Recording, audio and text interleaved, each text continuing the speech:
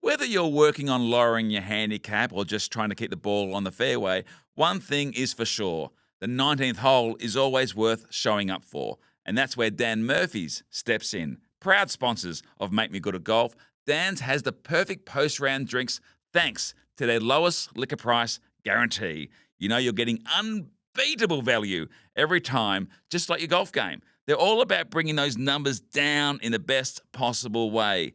So swing by your local store or shop online. Dan Murphy's, where low scores and low prices go hand in hand. T's and C's apply. Remember to drink wise, even if your handicap is a work in progress.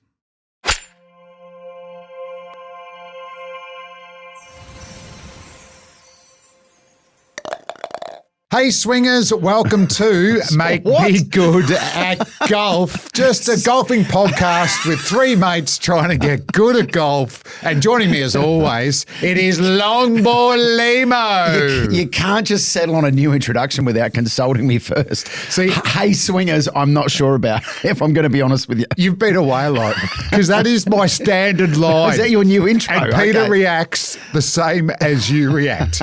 And talking about Mr. 43, he got his new nickname. Where is he? He's Mr. 43 is currently sunning himself on a Greek island. Oh my God. Chipping. I think he is planning on playing some golf over there, but he's working on a new project, which we will see later this year. Yes, that's all I can say about it. And of course, I'm Mr. 71, highest test score, lowest golf score, and our guest today is good at golf, so his kids. He was good at cricket, so is his kids.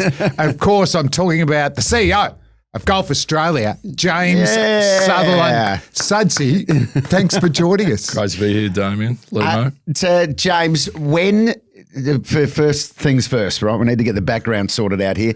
When did you first meet Damien Fleming, and can you recall your first impressions of Damien Fleming? Because I imagine he would have been rocking a very ordinary haircut back in the day, and probably some completely unnecessary facial hair. Well, being the private school boy that I was, it wasn't a haircut that I was familiar with. We weren't allowed to wear anything like that at my school. But yeah, anything that was touching the shoulders was sort of a bit feminine, we thought. Yeah, right, okay. So you never have grown your hair to hit your collar, and you've never had facial hair, have you? I did. I did once go through that Movember thing where I grew a moustache. Just happened to be during a time where Australia lost a test match in less than 2 days against South Africa, and I had to front the media. And so if you Google images on James Sutherland, that comes up recurringly. Down in Hobart. Great timing. Yes. Never been able to escape that one.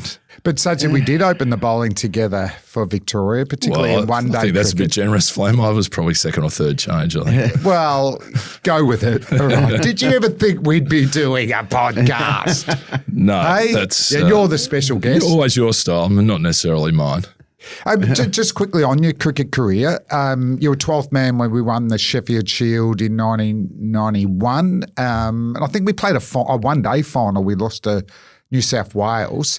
But there's a bit of a story about the first time you played against Steve Waugh, and particularly you in the field. Can you relay that one? Yeah. I was bowling at one end and bowling my right arm fast medium with the emphasis on the medium. And anyway, Steve was batting, I think, with Mark Taylor at the time. And because I was a bit tall and lanky and a bit cumbersome in the field, he decided, I was feeling it mid-off at the other end, and he decided to take a single, hit the ball to my left and took the single, which you could understand him doing, except that I threw left-handed. I bowled right-handed and threw left-handed. And I picked it up on my left, had a shot at the stumps and just missed. He would have been out by a couple of yards. But he threw his bat on the ground. He goes, what the F's going on? Because he didn't know. He obviously hadn't read the notes, the team sheet, when they'd done their due diligence on me to say he throws left-handed. But what about the strategy from Steve Waugh? You know, like a cricketing rain man, right-hand bowler. Yes, if I hit it to his left, there's a single. But the story behind why you threw with your left too, James? I actually don't know. Do you know that? Oh, am I getting confused with you? I thought you didn't you break your shoulder or dislocate your shoulder or something? No, that was Chandrasekhar. He had polio and he threw left-handed. No, but Merv was always, our great teammate Merv Hughes was always interesting around. Like whenever he was cranking anyone that didn't know that I threw left-handed, he said, "Sudsy, you're amazing. You throw left-handed. You're amphibious." Or amphibious. Classic bit of Merv right there. So what are your, if I say, mention playing cricket with Damien Fleming, what's the first thing that comes into your head, James? When you think back to those days, what's the first image of Flem? Is he batting? Is he bowling? Is he getting lippy? Is he drinking a beer in the bar afterwards? No, I think it's a combination of that bouncing run up with the hair bobbing. Yes. Bowling super quick, bouncy outswingers. But then, a bit of rock and roll at night. Yeah. And certainly his music taste was a little bit different to mine as well, I've got to say. And Flem took up golf much later in life. Yes. Were you a golfer back then when you were playing cricket? Sort of. I might have just sort of become a member and I played a little bit as a kid, but I wasn't never a member or anything. Just casually hitting balls here and there. But sort of more in my late teens, I probably started playing a bit more. And the move, CEO of Cricket Australia to CEO of Golf Australia. What about the different cultures? Is there similarities between the players and administration and all that sort of actually getting the scheduling right? Is there things to compare with cricket? There's a lot of similarities, but there's a lot of difference as well. Obviously, the players themselves are individual contractors rather than people being contracted like they are at Cricket Australia, and we're probably a smaller player in the world of golf, and so we sort of we have to sort of fit in with everyone else. We'd like to think that's changing with the way that the Australian Open's developing, but it's a smaller sport, and the revenues don't flow from television in the way that it does in cricket. So we've got to make things meet and take on a bit of risk when we're putting on major tournaments as well. So the Australian Open last year, we got to play the Pro-Am, which was a fantastic experience. It was so much fun. And it was a brilliant tournament. I mean, sold out over all those days. Obviously, Rory was a big factor. And that when you get a Rory McIlroy to play, how does that process work? Do his people reach out and say, Rory wants to come down under? Do you reach out to him? How does it work? Yeah, we sort of had some connections. Antonia Beggs, who's our head of major events, had some connections through her husband's Irish and had some connections through to Rory, and we started speaking to his management, and it all when there was a bit of engagement, we were like, whoa, this is interesting. Yeah. Imagine if we get Rory. And I'll never forget talking to his manager on the Friday of the Masters. So we were there under the tree, which is where you have all the meetings at Augusta. And I shook hands with his manager and he said, we're like, win, lose or draw, whatever happens this week, we're coming. And of course, that was April last year. And 2 days later, he wins the Masters. Oh. And I was on a plane on the way back when he won, and I suddenly thought, how good is that? He's coming and played in the Australian Open. And then I suddenly thought, wait on, I have not got anything in writing here. All we've done is shake hands under the tree. And so for the next 3 days, we're trying to contact him and say, are we sweet? Is Rory still coming? Could not get hold of him. It's like, oh no. But anyway, they obviously celebrated in style and weren't returning calls for a few days. Yeah. But when we spoke to him, he said, we shook hands. We're all sweet. We can't wait to come. So that was a huge relief. We since heard that he was offered 4 times as much to go and play Japan.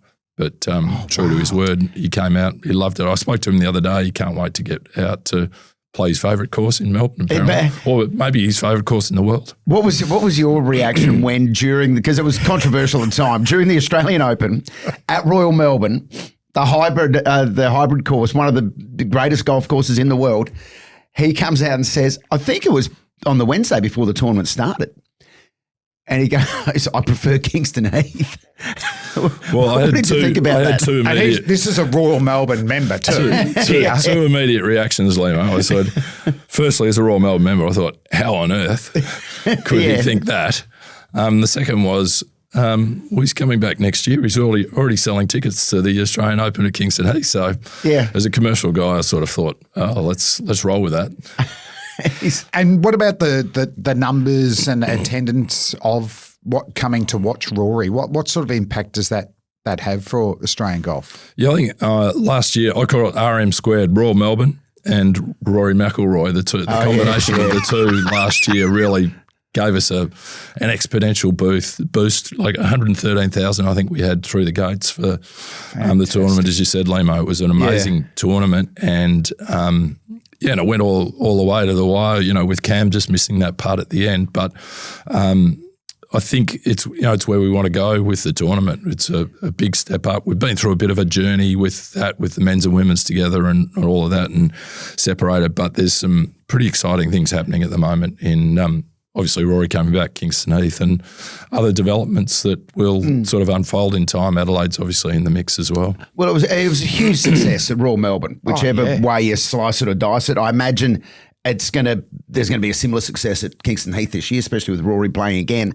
So what was the motivation to move to Adelaide, to a course that is nowhere near ready yet? Well, the first thing is that in 2028, the President's Cup is in Melbourne, and so we had discussions with Visit Victoria, who are obviously supporting the President's Cup, and they said they didn't want to host an Australian Open in 2028 because it'll be quite tight and close to President's Cup. So that created a window in 2028. And for a long time, been having conversations with the Premier over there, who's Peter Malinauskas, who's very keen on golf. He's obviously done great things with Liv over there, and he's supported us through hosting the Women's Open. And with the development of the North Adelaide course, he's sort of highlighted that opportunity and really stepped into that. They've effectively bought the rights to 3 Australian Opens over the course of the next 8 years. As you say, the course is undergoing a major redevelopment now. Greg Norman designed 2.5 years away. I'm sure with Greg and his team, they'll make sure it's an outstanding golf course. We're obviously fingers crossed that it'll land, but if it doesn't, we'll have contingencies in place. But it's pretty exciting. I think any one of us that have been to Adelaide for a sporting event knows the attraction of Adelaide as a city and the Adelaide Oval, and you think about a golf course that is right next to the Adelaide Oval, literally 400 metres from most hotels in Adelaide. And I can't think of anywhere in the world where there's a championship golf course basically in the city. It'll be an enormous event when it comes. You can literally, if people are listening who have been to the footy at Adelaide Oval, it's next the door. Bridge you walk over, the Torrens, that's the same bridge you'll walk over going to the golf. Like it's amazing how it's right there. And also, because I have played on that course many years ago, the views off the top of that hill across the city, you can actually see the ocean as well. You can see the ocean and the city from some of those spots at North Adelaide. Now, your long ball, Lehmo, you didn't hit it into the ocean, did you? Because that is an incredibly long I hit. tried. It didn't get there. But the views off some of the tees will be spectacular. Yeah. And once it's done. Yeah, I think we're very excited about how that will unfold. It's there's a lot to happen in the development of the course, but I'm sure they'll get there, and it'll be an incredible event when we come to it. What's the feature of Greg Norman courses? I don't know. I mean, he's certainly got an outstanding record in terms of some of great golf courses that he's done around Mark the world. Allen loves his I tell you what he's done at Cathedral. Yes. At Cathedral, a lot of those fairways start wide and then they go really narrow and then they open up again. So you've got to use a real bit of skill sort of halfway. But I like how you can get off the tee though. Down your fairway. Yes. But he'll let you get off the tee, but you've got to navigate your way through the fairway a bit. One of the great things about having Greg as the designer is when the bloke's won five Australian Opens, he understands the importance of the tournament, and it means a lot to him personally. But he also knows, as our National Open, we need to get it right. And everyone's renaming things. Should it just be called the Greg Norman Cup? Everyone's playing, two teams AFL play. They're naming everything. Yeah. Should it be the Normo Cup. The Normo Cup. Don't say it too loud because he'll start lobbying for it. Yes, well, I'll take James. that on board, Damien. Thank you. Do you reckon you'll take it on board? No. James, what about big swings? Golfing philosophy going forward. Golf is just unbelievable at the moment, isn't it? Like so many participants in all different formats. There's some fantastic podcasts out there. Make me good at golf.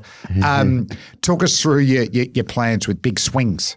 Yeah, we just launched our new national strategy for golf in Australia, and I guess the key thing for us is like golf over the course of the last 5 years has been an amazing period of growth, but also change. The game looks so different today to what it did 5 years ago.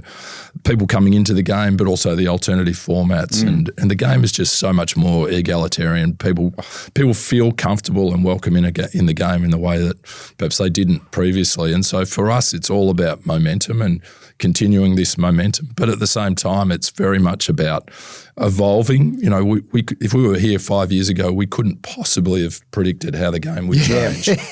Oh, it's great. You guys have got a podcast talking about golf, right? No one would have predicted that. Pete Halley has got a handicap. It's all happening. Thanks, future golf. It does change quickly, and for us, that momentum. So it's about evolving. It's also about being very conscious about bringing people into the game and making them feel like they belong in the game, and then connecting more broadly, not just to the traditional golf club, but to the driving range and mini golf and indoor golf and all of that, making that what we say, all golf is golf and all of us can be golfers. And I think that philosophy broadly encapsulates what our strategy is all about and how we're trying to grow the game. Because there have been a lot of barriers to entry over the years. I mean, just on a handicap front, if you wanted a handicap 20 years ago, you had to join a club and pay a massive joining fee. Whereas now you've got places like Future Golf, for example, where you just pay a much smaller fee and get yourself a handicap. So more and more people can enjoy it. But just getting in there too, one of the great things of our pod, getting it out there too, is like Peter Hallier was that golfer who, well, why do I need a handicap? And their focus was always to break 100, which is really tough too. Yep. But it's hard to measure yourself if you don't have a handicap. If we're a foursome, you're sort of guessing that. But there was a bit of the unknown about it.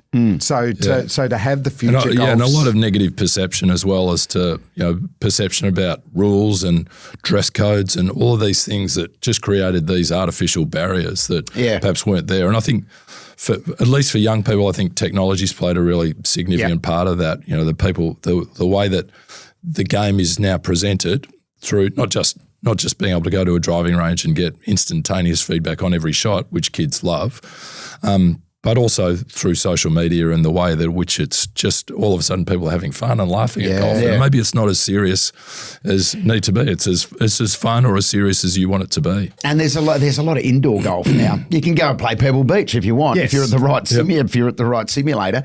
But that's participation, isn't Correct. it? Yeah, absolutely. Do you foresee 12-hole golf courses in our future? Oh, look, as we say, all golf is golf. I mean, if you want to play one hole and have a hit and that's all you can fit in, well, that's fine. I mean, again, this is the way in which the game's changed and evolved. It's the great thing about golf, and I think it's a competitive advantage in terms of leisure activity, is there's something in it for everyone, and you can play for as long as you want or as short as you want. And being able to hit balls at night in a simulator is something that we weren't able to do 20 years ago, and that changes the game and it changes the way that people can access the game, which is a good thing. Do you get involved at Golf Australia and I'm specifically thinking about the Moore Park Golf Course here, but I'm sure there are more examples of it around the country where councils are weighing up the value of a golf course versus the value of development. The golf courses come to you at Golf Australia and say, hey, can you help us out here? Yeah, absolutely. Yeah. It's a big issue. Where right now our sport needs more golf courses, not less. But at the same time, there are a whole lot of other pressures particularly in sort of inner city areas where land is precious, not just for housing reasons, but other urban development reasons, and that for us creates a bit of a conflict. and maybe there's some trading that needs to go on. But I mean, Moore Park is, that's a great disappointment for us. It's probably the busiest public golf course in Australia. It is 96,000 rounds per year get played on that course. It's outrageous. But and there's plenty of greenery around it as well, isn't it? It's not like it's hogging all the room there. It's such a shame. It is a shame. You could combine the two. I mean, I remember playing with Pete recently where he hit a ball into someone's backyard. So it's not like housing and golf have to be completely separate. Yeah. I mean, should all houses around golf clubs have tee-off areas? Have a little, it could be a market. Have a little for out of bounds area you can play out of. Make me good at golf, couldn't it?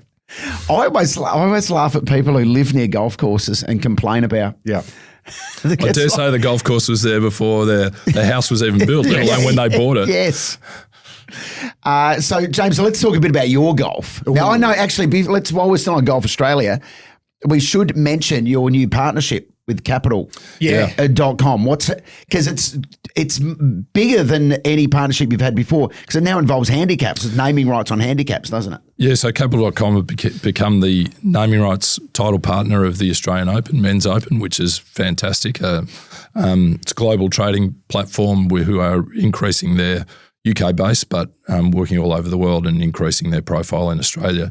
But they've also, as part of it, picked up the naming rights to our handicap. So the GA Handicap app is now the Capital.com GA Handicap. So when you look up your handicap, you'll see the Capital.com logo. So we're delighted to have them as partners. And as we know, the handicap is a very important part of golf, and it allows us, to play with people of all different abilities and work on some sort of a level playing field, which again is, makes golf in some ways very different, unique to other sports compared to other sports. James, it is said you are the third best cricketer in your family and the fourth best golfer. Can you talk us through your handicap and your children's handicaps and how they're going? On the handicap ladder, I'm definitely going down, but I think I'm number 3. In terms of driving distance, I only have my wife Heidi covered at the moment. So is Heidi playing and got a handicap Heidi's as well? Your golfer. wife, yes. Yep. She plays off about 14. Oh God! So your daughter's out driving you? Yeah, comfortably. But have you seen Annabelle bat? Well, she's a very handy cricketer. I know that. Yeah. Yeah, talk us through. I don't know whether to be proud or ashamed, but I'm sort of coming around to being proud. It's double a gun. She's a gun. So what about Will and Tom, the sons? Yeah, so they're. So give us the handicap ladder in order there. Yeah, so the Sutherland handicap later. Capital.com. So I'll need to look at the Capital.com GA handicap to just see where Will and I, because we're neck and neck. But Tom's easily number 1. He's off +3. And, what? Oh, well, he's going all right. Okay. And then Will and I are similar. I'm 3.5 at the moment. Yeah, so good. we're and Will and I are around the same. Annabelle doesn't play as regularly, but so she's in the early 20s and Heidi's 14. So right, but Annabelle hits a long ball. Yeah, clearly she does. She'd be a handy corporate day. Yeah, very good player, wouldn't she be? Bob up with what about young Tom? 5-pointer. Yeah, because they're all cricketers as well. Like Tom was playing at Paran, and +3 is serious golf. So where's he hedging? Is he still playing both cricket and golf, or is golf starting to take over? And where can he go with his golf? Yeah, he's more regular with his golf now. He's had a few injuries with cricket, so he played a bit of pennant golf this year at Royal Melbourne. Wow. So he's super keen, loves it, and he works a house of golf in town, hitting golf balls into a net when customers aren't there, honing his game. But he's got a whole lot of mates. Just like the world we're in right now. 18, 20-year-old kids who come into the game and just can't get enough of it. As I say, he's at Monash Uni studying business accounting, majoring in golf. Yes, majoring in golf. I am noticing that. My son's Braden is 24, played a bit at primary school, then at high school. Golf's boring, Dad. But being involved still at Wesley Cricket, that age group, 13 to 17, all the cricketers, they're playing golf. Yeah, it's amazing. And now Braden's age are trying to get back into it, and they're a bit frustrated and it's hard. But I'm noticing a lot of them. And then some of the kids that I see from Wesley have gone to uni, they are banking up their golf game time. Well, I said to Tom the other day, what'd you do today, mate? And he said, I went to uni. I couldn't find a park though, so I just kept driving down to the golf course. Right. Just teed it up. Couldn't find a park at Monash Uni. Like, doesn't it cover like 3 suburbs, Monash Uni? Now, what about James? What about your Flem? Keeps reminding us his lowest ever golf score is 71. What's your lowest ever score? 71. Yeah. Whereabouts? Royal Melbourne West Course. Yeah, had a 71. So, only time I've broken par, but not bad. Yeah. I would have thought of 3 you'd done it more. Like I played with someone, Andrew McDonald, the Australian coach. Yes. So he's off 3 and never had par. Last week he sends me a photo of down at 13th Beach. He is Mr. 70. Oh, really? 70, that's good. Yeah, he played with Peter and myself and his brother, who's off +1. So well done to Ronnie to get to 70. Yeah. But off 3, you must be very consistent then. Yeah, I think that's probably right. I'm boring, as my kids would say. Okay. Just 180 down the middle, and hopefully, come on, Dad, get a score from there. Show a bit of flair. And James, what about you were talking about? Have you played Augusta? And what are the sort of the top 2 or 3 courses that you've played on around the world? No, unfortunately, I haven't played Augusta. That's a members only invite, so you got to befriend a member and be on good enough terms to get that invite. But my 2 favourites would be Cypress Point and Pine Valley. They'd be two of the great golf courses. And in England, Scotland, there's a few there. Obviously, playing the old course is a bit of a special that you can only. It's a bit of a feels like something that every golfer needs to do to at least play the old course once. Now, you would have played with a few big names over the years, individuals. I don't know if you've ever played with Flem, but let's leave him out of it. Who's perhaps the biggest name you've played with? Could be from the sporting world, the general celebrity world, general celebrity world, the golfing world. Yeah, good question. I've played with Cam Smith, play with Minjee Lee as well. Oh, wow. So okay, they go all right. Yeah, major winners. You were at the Open when Cam won. Yes. Yep. So that would have been amazing. Yeah, that was afterwards. incredible. That was it all just. I mean, as we know, that day was incredible. He just had an amazing round and almost like you didn't expect it to happen, but there at the end of the day, he was there number 1 and had won it. It was absolutely brilliant to be there. Very nice. So a couple of technical golf questions we ask people who come onto the show. Actually, before we get there, we're going through a renaissance with Australian golf at the top level as well, particularly with our women. Yes. Absolute superstars playing there. And, great, of course, in the men as always. Do you have a couple of favourite Aussie golfers who you particularly love watching? Yeah, I mean, I'll always go towards the women's side of things because I think our women don't get enough credit and are sort of somewhat underrated in terms of their achievements. I mentioned Minjee before. I mean, she's won 3 majors. Yeah. There's only Peter Thompson and Kari Webb who have won 3 majors, one more than her. Yeah. And I think Hannah Green's unbelievable. Yeah. Grace Kim, who won a major last year. But we've probably got 5 women in the top 100 in the world. And I think when you compare us against other countries, in fact, in the last 15 years, Australians, men and women, have won more majors than any country in the world, bar the US and the Koreans, who have only won women's majors, who haven't won any men's majors. But if you think about, is that right? Yeah, if you think about that context and how big golf is globally, and our ability to, bob up and punch above our weight on both men and women, is pretty phenomenal. That's pretty impressive. Now, couple of technical golf questions. You ask all the guests.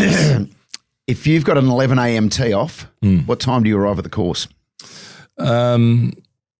it depends who I'm playing with and what is at stake. Okay. Well, let's say the stakes are high. Stakes are high. Like if I was playing some sort of a match play event, knockout match play event, I would ideally be there an hour before, hit balls for half an hour, relax, maybe have a coffee, a few putts, and I would feel that I'm ready. That's my sort of ideal preparation. But what if you're playing with Flem? Probably 10 minutes before. Meet you on the putting green. So, what about the cricketers you played with? What about an ex-teammate of ours, the late great Shane Warne? Yes, playing golf with Warnie. Just so much fun to play with, as we know, Flem. Stories, laughter, banter, and you always wanted to be on his side as well because his handicap was, always just like a couple of shots higher than that made him very, very competitive. You talked to Greg Chappell and he loved when he had the opportunity to play with Shane Warne and Ricky Ponting. Now, Ricky Ponting intimidates a lot of people. And when Rick was captain, he could keep Warnie in line. Don't worry about that. Yeah. On the golf course, because Warnie played a lot at the Capital, he didn't always – you're not handing in cards and all that, so he'd always take a handicap about 8 or 9. Oh, right. And Rick could be playing off 1 or scratch. And Greg just knew what was going to happen all along. But it's just too many shots because Warnie was better than that, giving him a shot every wasn't second he? hole was like just too hard because Warnie was a very good golfer. What do you reckon? And very competitive as well. He would putt and under pressure. What was his actual handicap, Warnie? I think was he 4 or 5? Yeah, I reckon. Don't you think? That. Yeah. Yeah. A very good putter. You had 4 or 5 shots for a very good player. Whereas I find that with punter, he'll just go, I'll just have 2 today. And when I wasn't new to golf, that sounds all right. And even if I'm playing off 14, no, that's like 3 extra shots for Rick. He said he shot a 64 at Peninsula Kingswood late last year. So he's flying. Well, you mentioned Greg Chappell. He's great to play with, and he's to his absolute credit, he's broken his age quite a few times. I remember when I was a kid, they used to have those little pen picks where they asked players their favourite food and biggest disappointment and what have you. His under greatest fear. So this is in the 1980s when he was still playing cricket. Yeah. Under greatest fear, he said that my best golf is behind me. Yeah. Oh, really? And which is actually a really good line. I reckon that, as golfers, we've just got to believe that our best golf is ahead of us.